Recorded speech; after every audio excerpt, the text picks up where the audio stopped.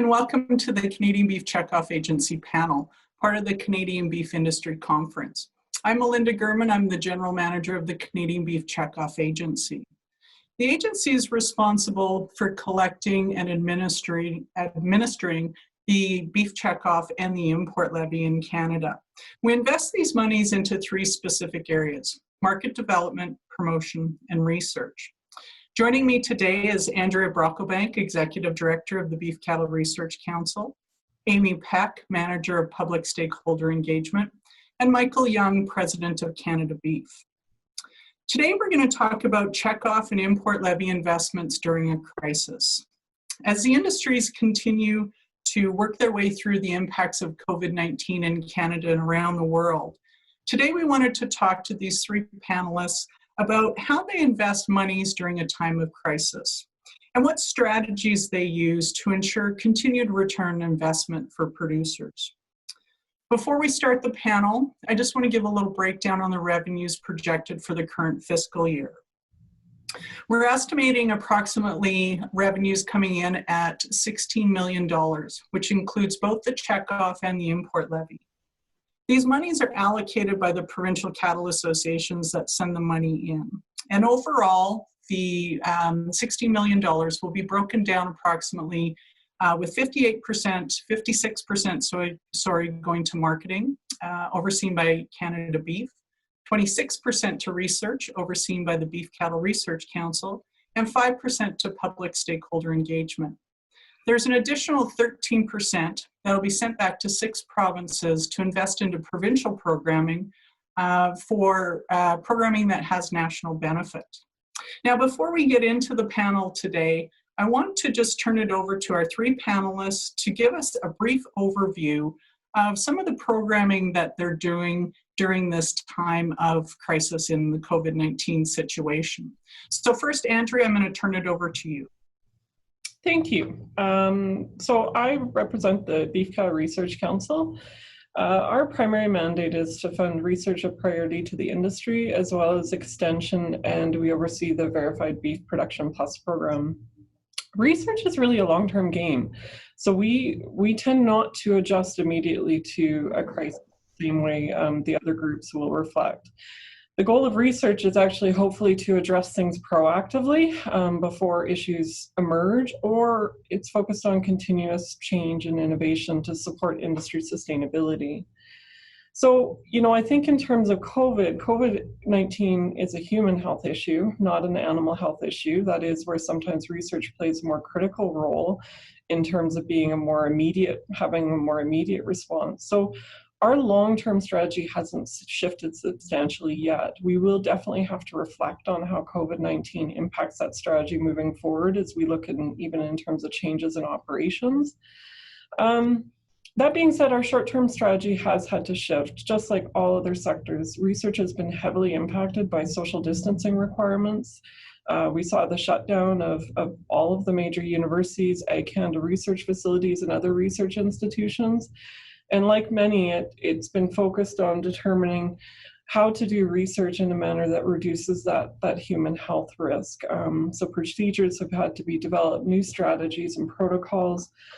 And this is especially important in terms of research in instances where multiple people would typically be involved, like animal handling, lab work, sample gathering, all of those types of things. So BCRC, we've been working, we have about 50 projects currently underway. So a lot of focus has been working with those researchers to ensure that they can get up and running as they can to do the work that's a priority to them and to the industry. And I think it's important, not only does research involve researchers, but there's technicians, there's support staff who just basically focus on the farming aspects, tending forages, crops, animals, as well as the postdocs and students involved. So there's lots of different groups of people that are involved in research, and those have to be factored in. It's not simply one individual going out to a field to do some work. It's trying to manage that educational dynamic as well as the research dynamic. So, we've been focused on, a lot of the focus there has been just on juggling the funding. We've been continuing to ramp up our plan in terms of the rollout of our programming after national checkoff increase. And I think the big thing that we're understanding is we're going to have to juggle some funds for a year as the research restarts. There's delays, those types of things are occurring. That being said, I just want to speak to the other two mandates. The other mandate we carry is around extension.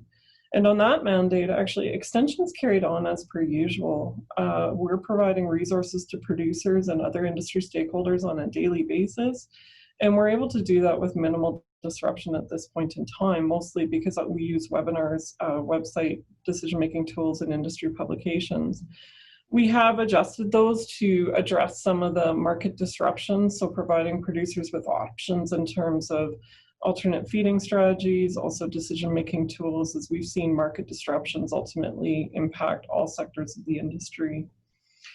The other thing that we've seen is VBP Plus, which we oversee. Training has basically moved to be completely online with no workshops at this point in time. We have a lot of online training available as well as webinars being delivered by our provincial coordinators. The big thing with Verified Beef Production Plus is there's been a lot of demand for on-farm audits prior to COVID as the Verified Sustainable Beef Framework got underway and supply chains were being developed to supply sustainable beef. Basically, we've continued those on-farm audits, managing the social distancing requirements and ensuring remote protocols are in place. That being said, we've also implemented an option where we can complete a remote audit in certain cases. And this was in partnership with the Canadian Roundtable Sustainable Beef to develop this. And I think the one thing to point out about this option is one of the things COVID's actually doing for research and extension is opening up new discussions and options to deliver things. So remote audits previously weren't going to be considered. Now we're looking at them and we're learning from how we're delivering them under the COVID situation. But ultimately, we hope that those learnings can be applied to facilitate remote audits long-term in situations where distance is an issue or where size is an issue, and we want to encourage more operations to get audited to support that verified sustainable supply chain of beef. Just before I wrap up, on the research side, we've had a few COVID-specific projects that have been initiated that are worth mentioning. And like I said, it's important to note that in many of these cases, although the projects came out as a result of COVID and were decided to be funded, and they will support future development, they're not necessarily going to address the immediate term issues that are arising out of COVID. But I think one of the things they've done, what's happened is the crisis sometimes opens up doors that were otherwise closed. So we've initiated a remote inspection project to look at options to potentially allow for the remote inspection in packing plants. In the case where inspectors can't be on the lines due to things like COVID. But this also opens up the opportunity to look at how this technology may support inspection services moving forward using cameras and associated technology. We're looking at analysis to look at the transmission of COVID-19 when considering processor ventilation systems, in particular looking at how the changes in the processor systems as a result of the barriers being put in place for social distancing may actually impact that ventilation and that transmission. So trying to proactively answer some questions, especially if we were to see a second wave. Last but not least, we're looking at supporting economic analysis to develop Eastern Canadian price indices for Eastern price insurance. And this one is really important for Eastern Canada to ensure they have equivalent price insurance programs to what is available in Western Canada, but we recognize there's fundamental underlying economic analysis that had to occur to develop those programs moving forward. The other thing I just closed by saying is we've also had the opportunity to see beef researchers contribute positively to the human health part of this.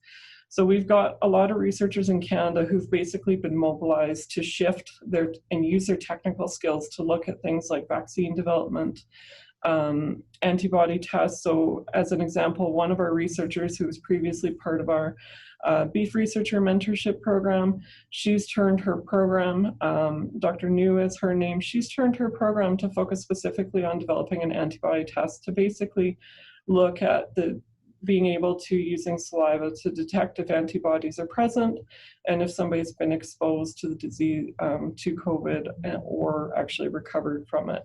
And these types of tests are going to be fundamentally important moving forward. So I think the importance on that is sometimes, having that fire station capacity available to be able to utilize in all capacities, whether it be related to animal health or human health, is part of the role we play. We're not funding that research directly, but in this case, we have supported those researchers' programs in the past to help them build their technical skills and their overall programs. And that's all I have for that part. Great, thanks, Andrea. That was a great overview of programming in the time of crisis during COVID-19. Next, I will turn it over to Amy Peck, Manager of Public Stakeholder Engagement, to give an overview of her programming as well. Amy. Thanks so much, Melinda. So for the PSE program, we really saw sort of drastic change when COVID-19 was declared a pandemic. The CCA communications plan crisis communications plan went into effect, and so we became part of the media relations team. Our goal, always the top goal, was business continuity throughout the various obstacles and challenges that COVID-19 presented. And really, for the media relations team, we wanted to communicate clearly the industry developments to the various audiences.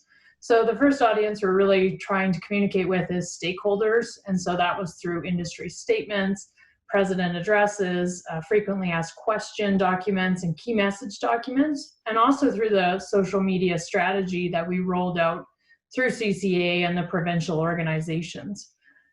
We decided that there was a need for further information dissemination, and that's where the producer town hall came from. And we have held 4 thus far. They've been really successful, between 700 to 500 people on average attending and being able to really engage with industry leaders and spokespeople and asking questions. We've also developed what we call the Virtual News Roundup, which is a short video segment from industry leaders. Between 5 to 7 minutes in total, you can hear what's been happening in the industry for that week. And we've also been ensuring that there's lots of communication and regular meetings being held with the national communications managers so that we're all on the same line of thinking for any of the COVID-19 questions. For the media, and in turn the general public, we've been writing press releases, responding to media requests, and preparing key message documents. As well, we held media town hall events. And this is where we would have industry spokespersons or partner organizations participate, provide an update, and then be able to take questions from the media. And we've had about 8 or 10 of those events thus far, and it really showed great collaboration between the industries. So for our federal funding announcement, media town hall, we had the Canadian Federation of Agriculture participate, as well as the Canadian Pork Council. So it really just shows great collaboration. It's also an efficient use of time. At the height of the COVID-19 response, early to mid-April, we were seeing upwards of 20 to 25 media requests per day. And so really being able to maximize our spokesperson's time by inviting those media to a 1-hour session where we could answer those questions and then get back to the actual work of industry that was needing to happen. Specific to the PSE side and sort of external to the media relations team, there was some issue mitigation that needed to happen coming out of COVID-19.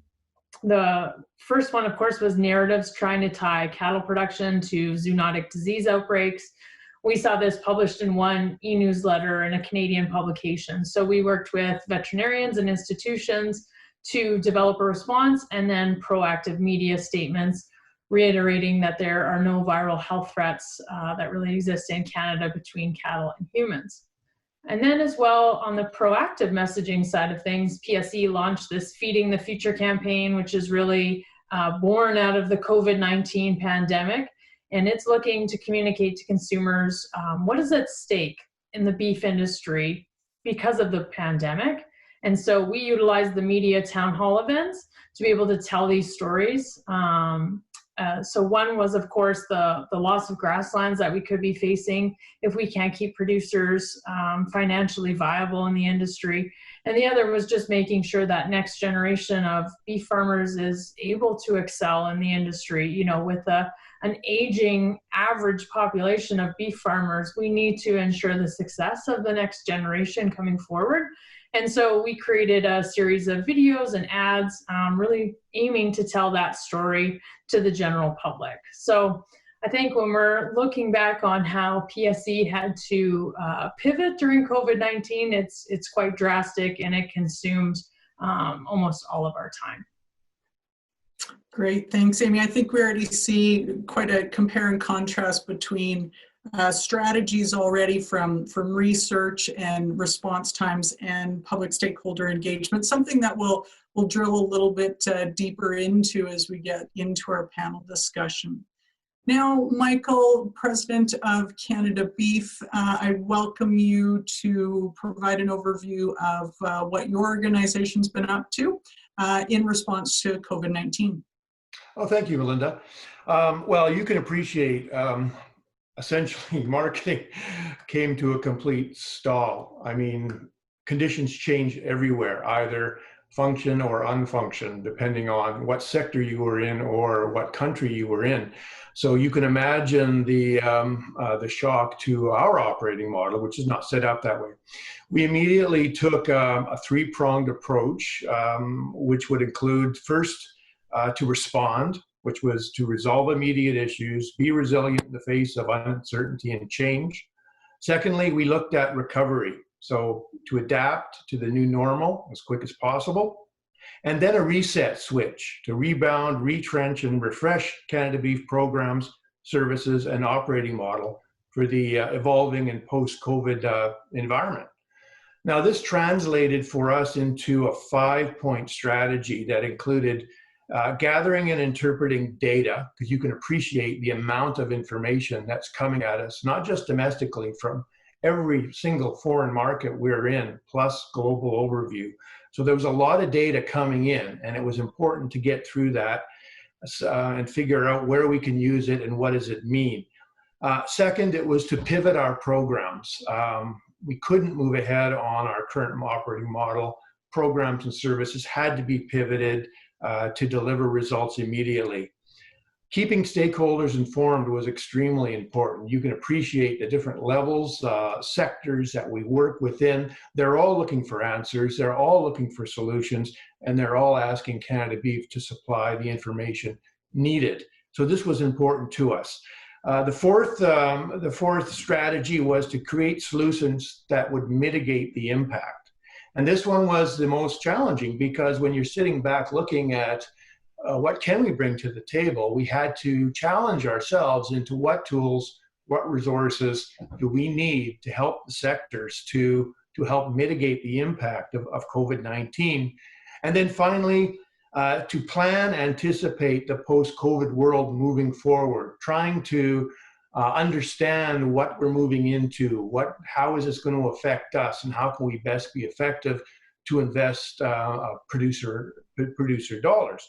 So some of the actions, those strategies related down to action, and I'm quite proud of some of these things and the way they happen. First of all, CCA took a major leadership role, pulled together a leadership team, and we were meeting 3 times a week to share information, ideas, insights, and most importantly, opportunities to work together, which I found very insightful and very helpful as we move forward. Next, we created a weekly market intelligence report from all domestic and foreign offices, which gathered all of that information and then made that available to stakeholder groups, depending on the sector they were in, to help them fathom through this mess. Then we focused on collaborating with global market intelligence service providers like the International Meat Secretariat, Global Agri-Trends.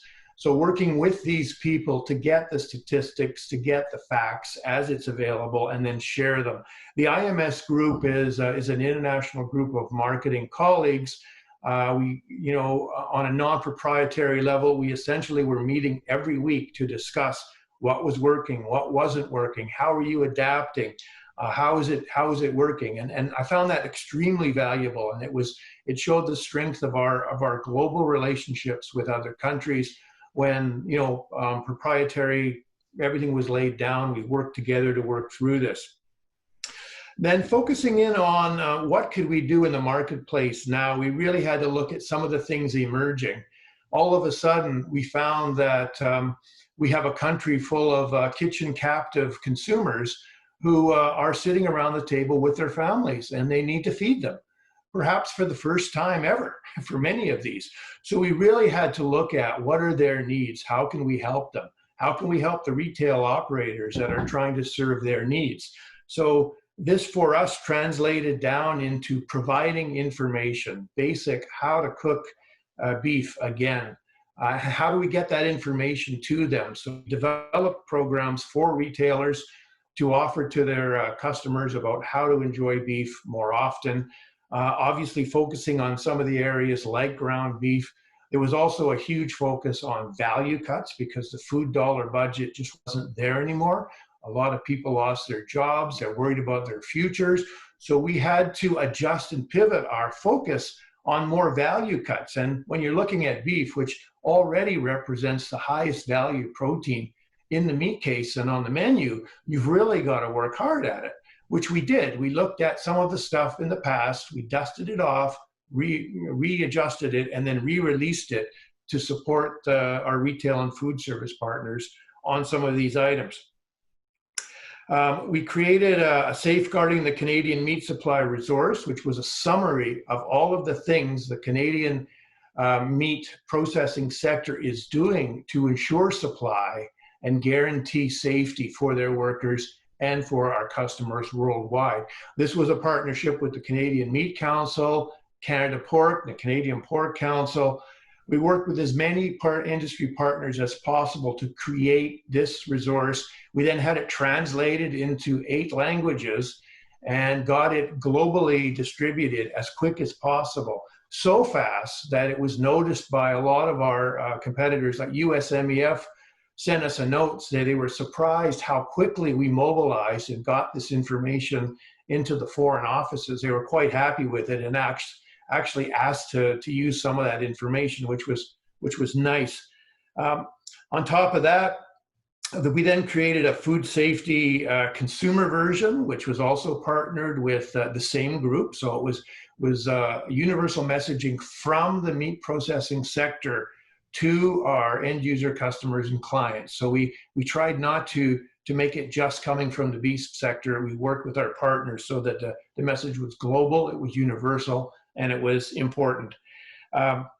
We created a series of reporting templates for the plants and retail and food service operators because we did identify a gap in, and it was a delaying gap that was slowing down some of the processes. So we were able to create a reporting template which would help them to better equip their operations so that they could get back to business and get Canadians fed.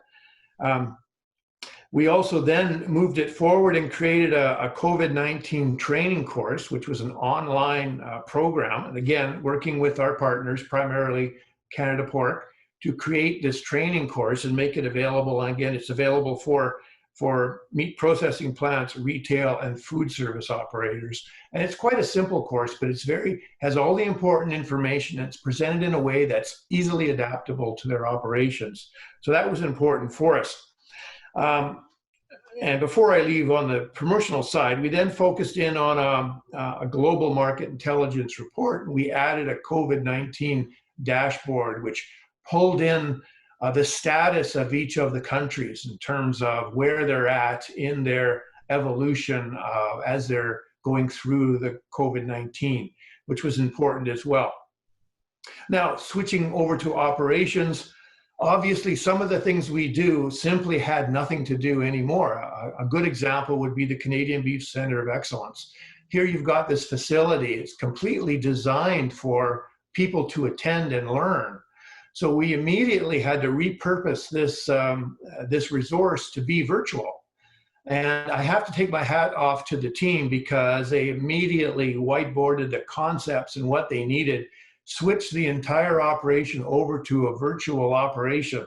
So since March, literally they've produced over 45 instructional videos, all of it filmed at the center and focusing in on retail, processing, food safety sectors. So we've really seen, in fact, we've had to buy equipment. We've had to learn how to be video, get into the video production business. You know, it's been quite a revelation, actually, and I'm quite proud of where it's going. And I know this is something we will keep with us moving forward, because it has provided an incredible service and a capability of Canada Beef to get a better return on investment. We've pivoted our consumer marketing programs to focus in on really enjoying Canadian beef at home, focusing on value cut items like ground beef, some of the value cut choices that will fit those lower budgets. To do that, we've dusted off some of the older programs that were originally created back in the BSE days, really, when we were challenged with over 30-month product. So a lot of these strategies worked then and they work now. So we reinvented them, repositioned them, and then relaunched them to help retailers offer solutions for lower cut beef items to help move the items.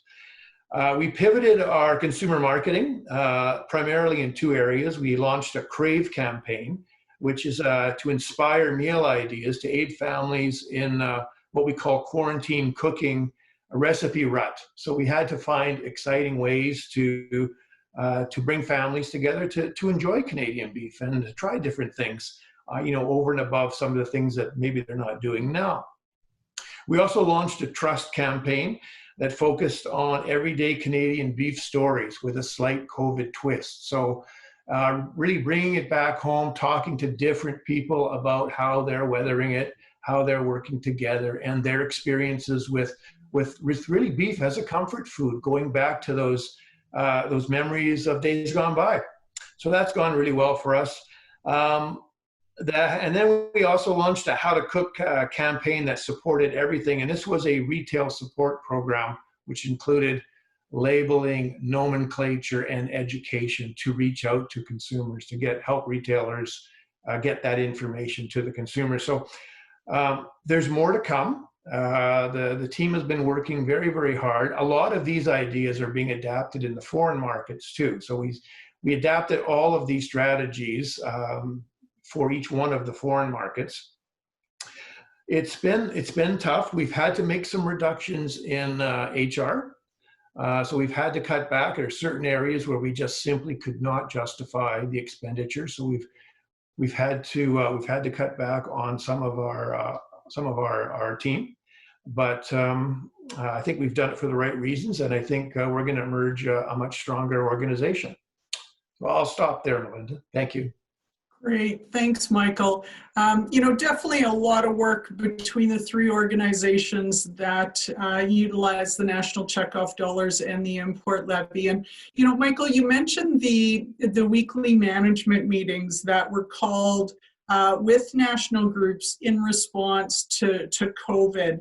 And I just wanted to ask Andrea and Amy, were those meetings that you were involved in as well? And what did that mean to you in terms of your organization and being able to respond in a timely manner to what we were facing early on in the COVID-19 situation? So Amy, I'll let you respond first.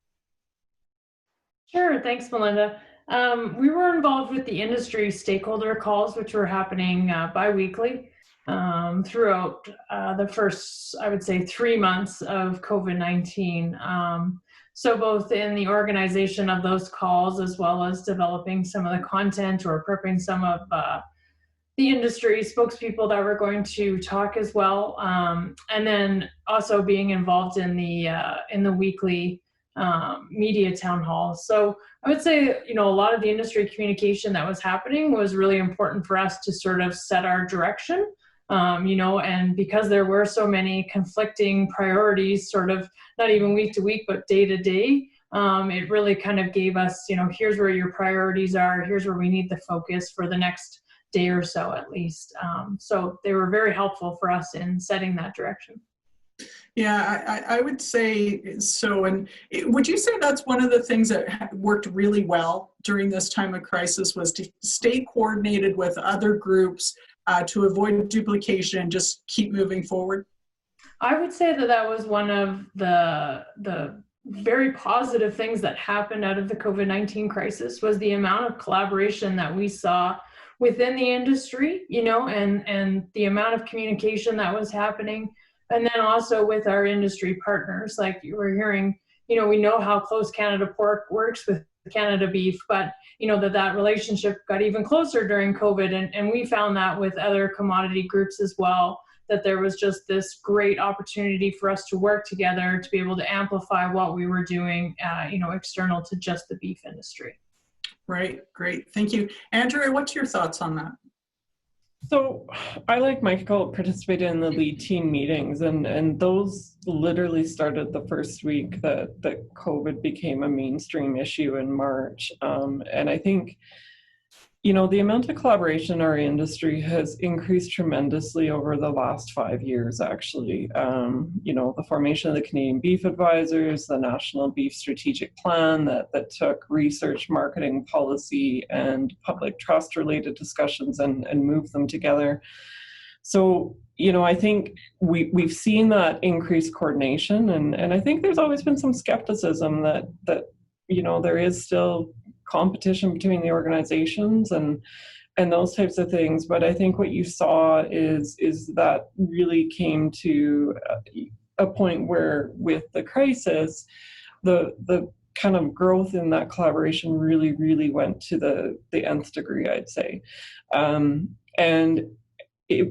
I think what you see out of it is the fact that we've all agreed those meetings should continue moving forward on a less frequent than 3 times a week basis, but a weekly basis.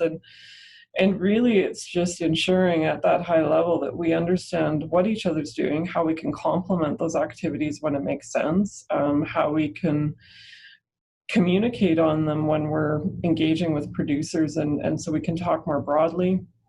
And I think overall is from a research perspective, it has truly allowed us to understand some of the issues that are more timely.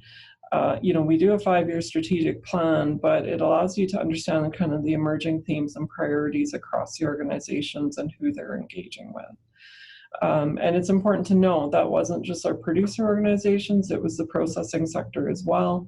And so that really brought a different level of discussion to it in terms of how we work with them collaboratively. Excellent. Now, let's move on, and I want to talk about business planning and strategic planning under normal circumstances. So that's what we're here talking about today, is you as the national service providers that utilize national checkoff dollars to deliver on programming. You annually set a business plan or a strategic plan. It might be a 2-year plan, it might be a 3-year plan, it might be a 5-year plan. But I know, Andrea, research is a complicated animal in terms of doing that planning and setting those priorities. So maybe you can explain for our audience, just under normal circumstances, what goes into developing your business and strategic plans for research? So BCRC has a 5-year research and extension strategy to start, and that strategy is intended not to only influence what we do as an organization, but actually we spend a lot of time working with other funders. There's 20 plus other government and industry funders funding research, and we recognize part of our mandate is actually to ensure the coordination of those funders and to reduce duplication, because we did see that previously. And so we spend a lot of time working on that strategy such that it influences not only our priorities, but the priorities of other funders moving forward. From there, we have a competitive process for a lot of our research work and some of our extension work, where we're basically going out with set priorities here to our research partners. And really what it does for us is it brings the best science forward to address those priorities. We evaluate sometimes up to 100 letters of intent each year, and we go through independent peer reviews of those proposals and ultimately fund the highest quality research we can. The biggest thing is although we do set a 5-year strategy with clearly defined priorities across a portfolio of research areas, is we do have to shift that yearly. We see some priorities being addressed adequately and progress being made, and then we see emerging priorities, things come up. So we do review those very closely every year, and we actually work with our other funders to see what they're funding, where they're focused, and that allows us to say, well, we should probably refocus in that area because there's a lot of funding already going to a certain category, perhaps like antimicrobial resistance. So we'll go focus on forage and feed. But I think the key point is we do take a portfolio approach to things. So just like you balance your portfolio with your investments, we recognize that we need to be consistently investing across a theme of areas. So beef quality and food safety, animal health and welfare, feeds and forage production, environment sustainability, and antimicrobial resistance and use. Because if you just focus in one area, yeah, you might put the fires out in that area or clearly address it. But then if an issue emerges, you don't have that underlying capacity, but a lot of the underlying research to support another area. Because again, when you have an issue, ideally you have research to answer that issue. You don't start the research then because you could be 3 to 5 years out. So. Right. Yeah. And so obviously it takes a lot more time to turn your ship when things like this happen. And so, you're looking at longer term priorities and your flexibility maybe isn't there as much as someone like public stakeholder engagement. And so with that then, Amy, talk a little bit about in a normal year, how you plan your priorities, because yours are much more the immediate fire that needs to be put out. So what does that look like in terms of planning your strategies and priorities in a normal year? I think it gives us a really good opportunity to talk about the growth of the public and stakeholder engagement. So going from, issues management to a larger program with a more robust scope of work. So in an average year, which we have to remember, PSE is just now in its 3rd year of funding, so it's hard to talk about what we do, for a normal year. But really, we are working to fulfill the public trust objectives of the National Beef Strategy. But we prioritize our activities each year by looking at the latest consumer research, and that tells us where we call them our must-win audiences are. And that's looking at what are the key drivers that are seeing reductions in meat consumption, and where are we seeing those losses? So those become our must-win audiences. So for instance, this past year, we've seen that, millennials that skew female are really the ones that are turning away from beef because they believe that it's not beneficial to the environment. And so that's where we're putting a lot of our focus is in that must-win area. With content that speaks and resonates with that audience, for instance, Guardians of the Grasslands. So this is where we decide where our focus is going to be, both for the proactive content creation as well as our proactive media strategies, our pitches. But for what we're going to be dealing with on the issues side of things, we've invested in a media monitoring platform called Meltwater. And so that really allows us to track what's being reported in the media and what's being discussed online on a much closer level and using a variety of keywords.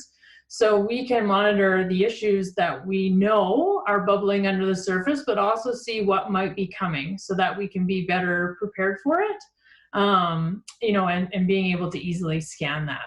So now the PSE program, we're doing it for this fiscal year and probably looking to do it on an annual basis, is our own consumer research.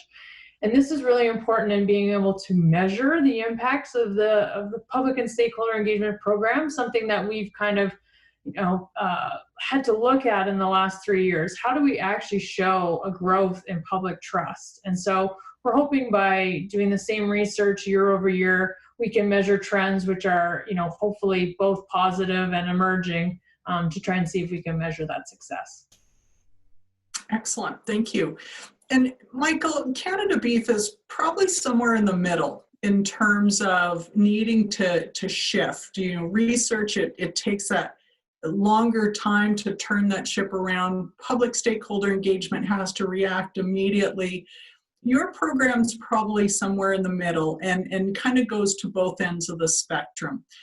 What kind of signals do you need to see, and maybe you can speak to in the foreign markets and your programming there, what kind of signals do you need to see to indicate that it's time to make a shift, particularly when we hit something like COVID-19? Yes, good question. So, like the other groups, we are guided by the National Beef Strategy. That this provides us with the destination. The roadmap is based on the programs and services we bring to the table, based on, as Andrea said, a balanced portfolio approach. So.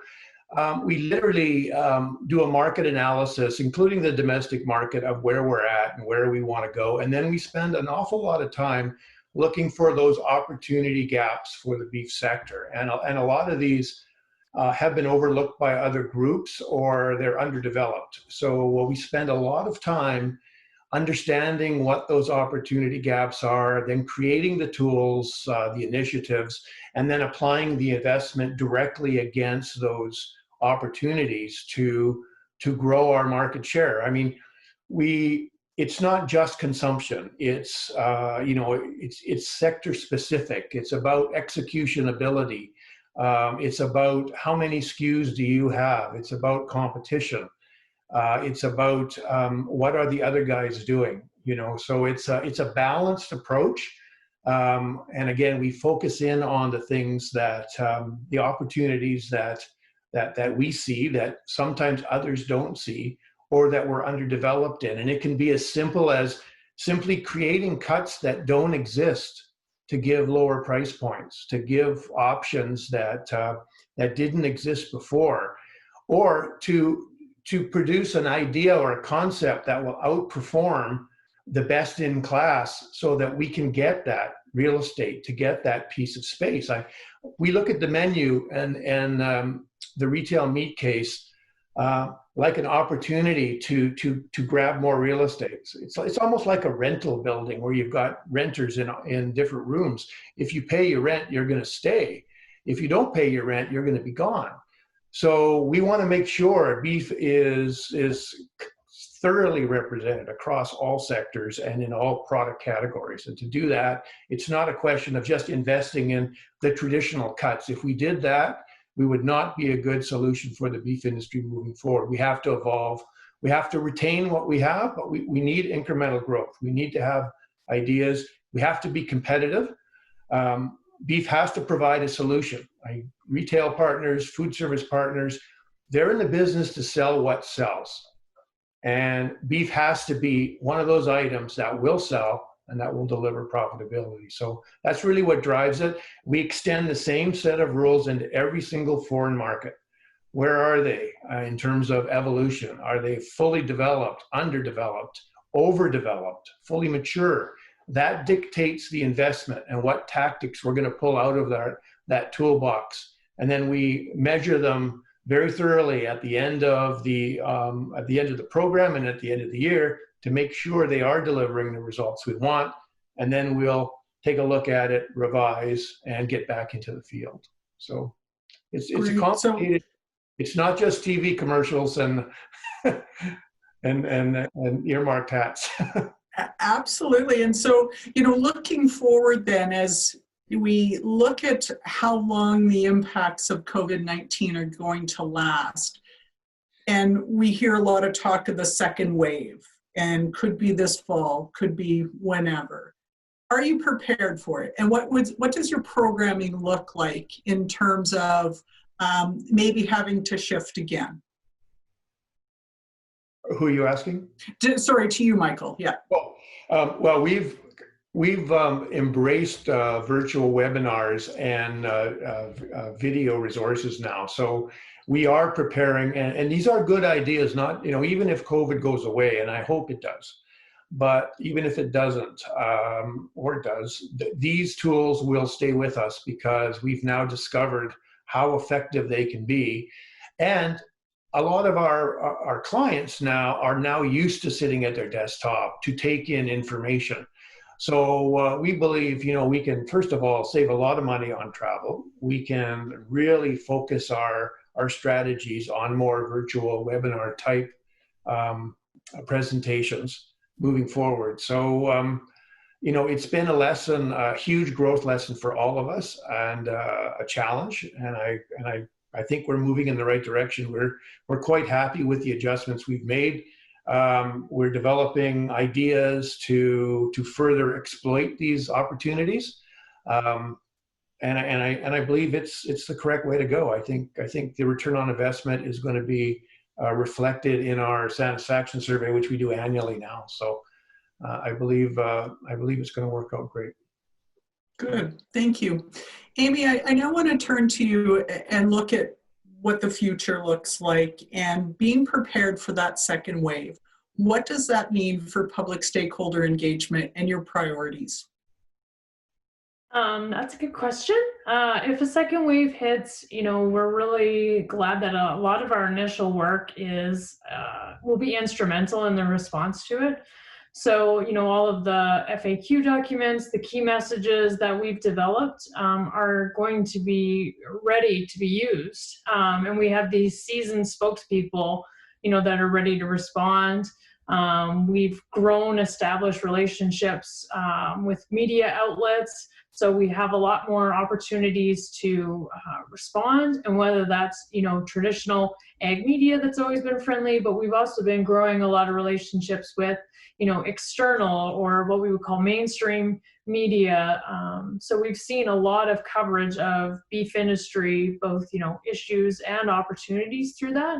And so I think the work that we've done so far is going to prepare us hopefully as best as possible if there is a second wave.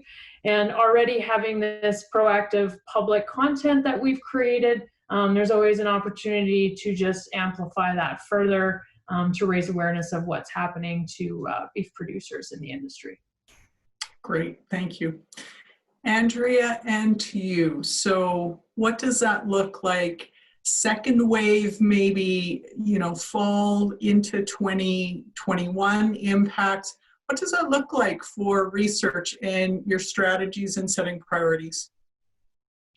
Well, I think, as Amy said, the protocols being put in place right now across institutions, I think the world accepts this isn't going away right away. And even if we don't have a huge second wave, there has to be risk management procedures in place. And so, a lot of the work currently done at institutions is done acknowledging that it needs to stay, and it will stay for a while. And so, researchers are creative people. They figured out ways to do things differently and to work with, the groups of people they have to in the science environment. And I expect that to continue. And with that, then our goal is to really continue to focus on the long-term research that we need to work on. The one thing I'll say is we don't necessarily shift in a crisis, but we do have to shift due to trends and especially those long-term trends. So, we've been focusing on beef quality and food safety and productivity for a long time. And those are core priorities and will continue to be because they directly relate to the economic sustainability of our industry. That being said, over the last 5 years, we've recognized that as we look at consumer demand and public trust, that we have to have science to support the work that Canada Beef's doing and that public stakeholder engagement's doing.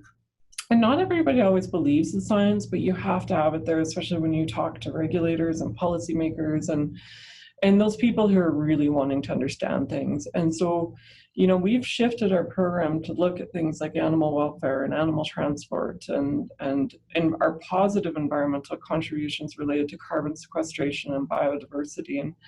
And that's done twofold. That's done to, number one, obviously focus on how we can continue to improve and contribute, but also to address some of those questions as they arise. And I think we recognize that's going to be fundamentally important. And to the point, I think there's consumers who are quite interested right now in where their food comes from. And so if we can support that conversation and provide sound science to support it, we're going to do so.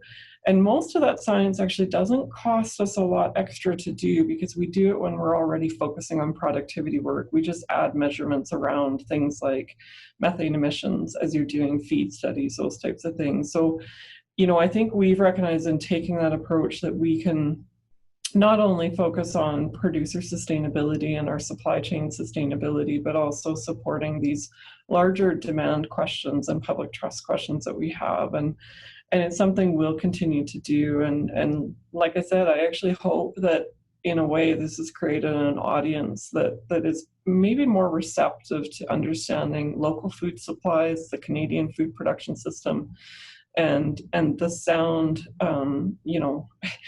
well, the industry behind it, that, we're a fundamental leader in beef production across the world. And so we have a good story to tell on that. And I think we have a really good science program behind it as well. Thank you. Now, I think we're going to move into wrapping things up. And I'm going to ask basically two questions, and I'm going to give you a few moments to think about it.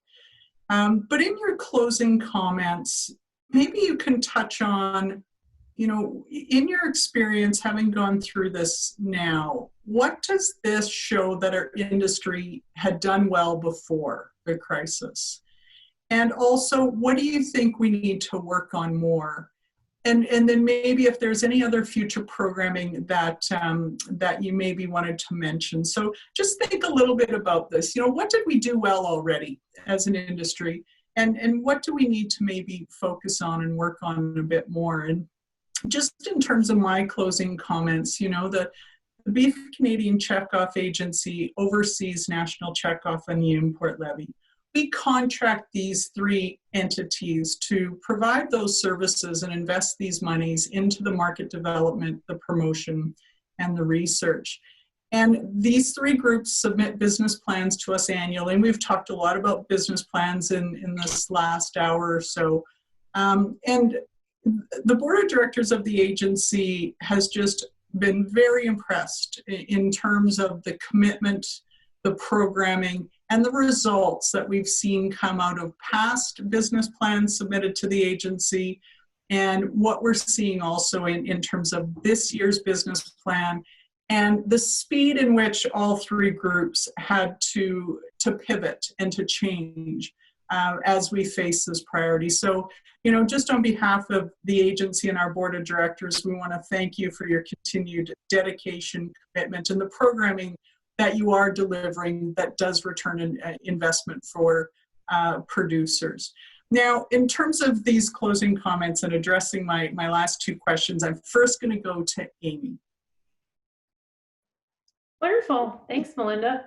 I have a couple points for what I think has worked really well, because I do want to emphasize that there was a lot of positive. I mean, it is very devastating what is happening with COVID-19, but there has been opportunities and ways to highlight, the great things that are happening in our industry.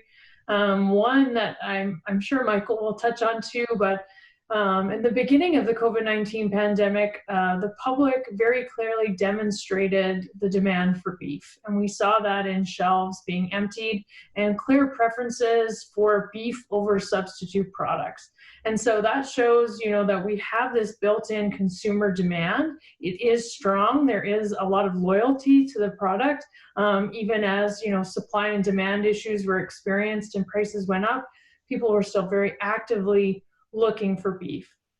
And so this drove, an interest into not just where our food comes from, but how can I create a local relationship with a producer in my area and source beef from their farm? And so that's not going to happen with every consumer, but we did see it as an emerging trend. And so this is, we're building relationships between primary producers and urban consumers. And, that's creating a space to have conversations about beef production. So these are really great things that we saw coming out of COVID-19. I think what I would speak on that we need to work on from the public and stakeholder engagement point of view is there is still an opportunity to be committed to transparency in good times and in bad. And the more committed we are to that transparency in bad times or in crisis, that allows to really build public trust, that they know that what we say we're doing, we are doing. So that's something that I think we can continue to work on. Excellent. Thanks, Amy. And thank you for all you do. You're relatively new to your position in as the manager of public stakeholder engagement. And you've just done some great work. So thank you for that. Michael, how about you? In closing comments, what have we done well? What do we need to improve on? And just some final closing thoughts. Well, from an overarching point of view, I have to say, I think one of the things, the key learnings for all of us was the expansion of our relationship with other groups, especially the Canadian pork industry. This has allowed us really to look at a lot of our core operations, which is going to cut costs on both sides and provide a very positive message working forward. I mean, we're now working with them. We're partnering on some of the most expensive food shows. Now they're all canceled.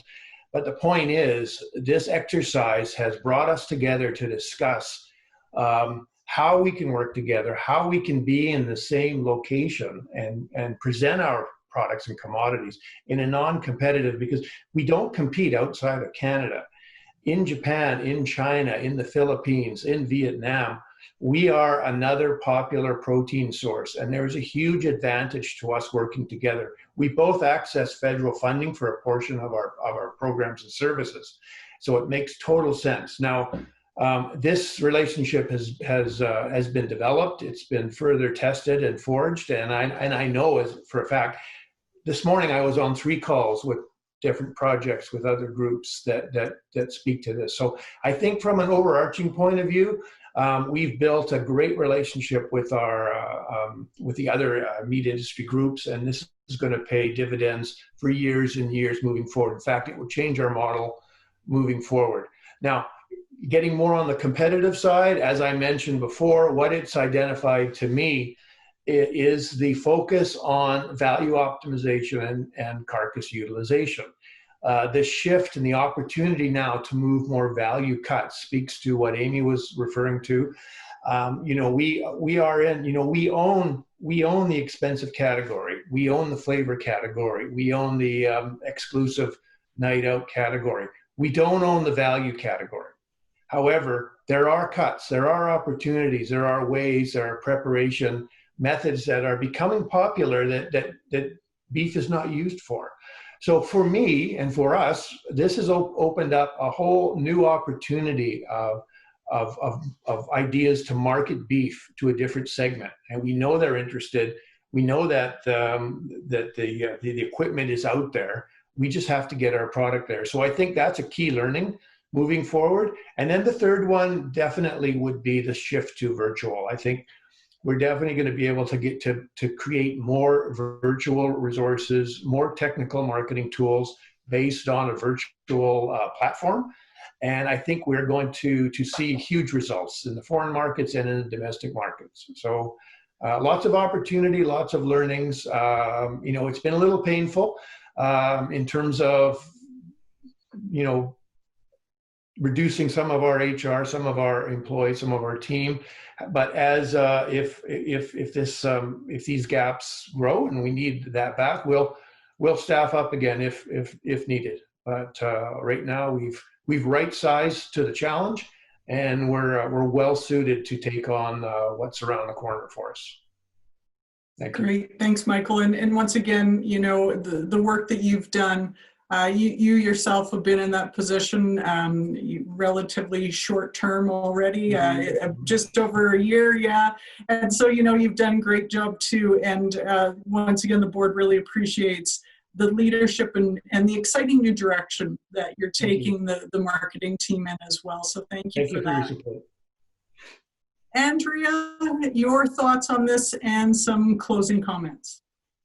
Well, I think in terms of what we did well, and I don't want to repeat it, but you know, we have operated in a coordinated manner, and that occurred prior to COVID with the creation of the national strategy, the renewal of that strategy, and that has really created this cohesiveness. You know, our provinces really took leadership in that, our provincial funders through the checkoff, and in recognizing that you know, we need marketing, we need policy, we need research, and we need that public and stakeholder engagement piece. And I think that's allowed an understanding of the complementarity of the programs and also allowed us to kind of focus on the bigger picture, to Michael's point, and really position the Canadian beef industry as a leader globally on a lot of discussions like sustainability discussions. You know, from a research standpoint, we have researchers in Canada that are leaders when we're talking about things like antimicrobial resistance and use and when we're talking about environment and environmental footprint of beef production. So I think, we've done that well. It positions us well when we come into a crisis like this in terms of having that cohesiveness already. You're not trying to sort that out in the midst of a crisis, you've got it. In terms of moving forward, in terms of what we could improve, I think the biggest thing that I look at, just purely from a research and extension perspective first, and even the delivery of BBP, virtual works. We've seen producers pick it up, we've seen our organizations pick it up, but I think we also see, and there's questions about, there's that, our industry is a close-knit industry that likes collaboration, and we like to network, and we benefit from that networking, whether it's with, amongst ourselves or as we reach out to external entities. And those networks it's a bit tougher to build them virtually. So, I definitely see where we're able to reduce some expenses associated with travel. We've realized the benefits of some virtual meetings, but I do foresee we're going to have to find that hybrid where we continue to maintain those strong relationships and build those networks, because it's a constant effort to build networks. And we see that as we partner with some of our US affiliates on research, those types of things, where those direct conversations and engagements are pretty important, and those casual things that come up when you're at a meeting. So I do look forward to the period of time where we can create that hybrid. I do see that virtual is going to be part of our game moving forward, and that's going to be a positive. But I do think we are focused on how do we really ensure that we continue to build those networks, move forward, and also maintain the ones that we have at this point in time, because they are integrally important to what our success moving forward in terms of delivering for Canadian beef producers. Yeah, thanks, Andrea. And I agree. The collaborations are so important, and in our position too, with the Checkoff Agency, the collaboration that we have with you as our national service providers, with our provincial cattle associations, and all those other partnerships are really important. But the agency board of directors is very serious about ensuring we are very prudent in terms of our administration of Checkoff and how we manage our own budgets, and being responsible during these tight times and into the future. And Andrea, once again, I've thanked the other two, and you've been in your position a little longer than those two, but we've really seen BCRC just grow, and the extensive research network that you have now, the programming that you have, is definitely a huge benefit to beef production across Canada. So thank you as well. Thank you. It's absolutely impossible for us to cover off all of the wonderful programming that our service providers do, not only just in a time of crisis, but beyond.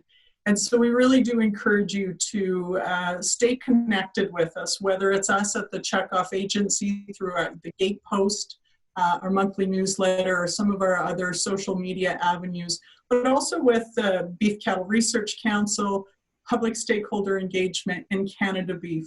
Do reach out, stay connected, and reach out and ask more questions if we haven't answered all of your questions today.